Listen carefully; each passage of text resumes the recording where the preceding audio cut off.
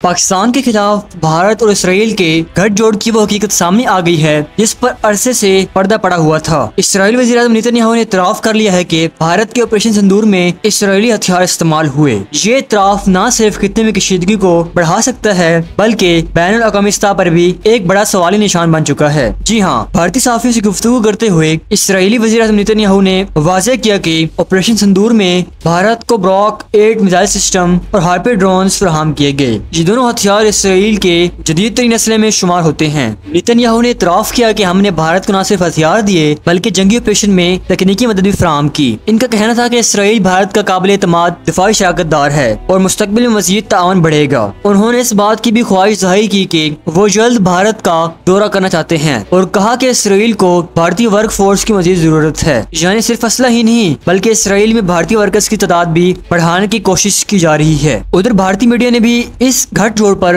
महज तस्दीक साबित कर दी है कि रिपोर्ट्स के मुताबिक भारत ने पिछले चंद बरसों में $2.9 अरब के इसराइली हथियार खरीदे। इनमें ड्रोन्स, मिसाइल, रडार सिस्टम और दीगर जदीद तरीन दिफाई सामान शामिल है। ये सारी सूरत हाल पाकिस्तान के लिए एक खतरे की घंटी हो सकती है। जब दोनों ममालिक भारत और इसराइल खुलेआम एक दूसरे को अस्करी मदद फराहम करें तो खिते का तवाज़ुन बिगड़ना फितरती है। यही वजह है कि पाकिस्तान को अब सिफारती, अस्करी और तकनीकी सतह पर नए इक़दाम करने होंगे ताकि मुल्की दिफा को मजीद मुस्तहकम किया जा सके। भारत और इसराइल का ये गठजोड़ सिर्फ पाकिस्तान के लिए नहीं बल्कि पूरे मुस्लिम वर्ल्ड के लिए चैलेंज है। अब ये हम पर है कि हम किस तरह इन आलमी साजिशों का मुकाबला करते हैं। आप इस बारे में क्या सोचते हैं? क्या पाकिस्तान को अक़वाम मुत्तहिदा में आवाज उठानी चाहिए? क्या OIC को इस मामले पर कदम लेना चाहिए? अपनी राय कमेंट्स में जरूर दें।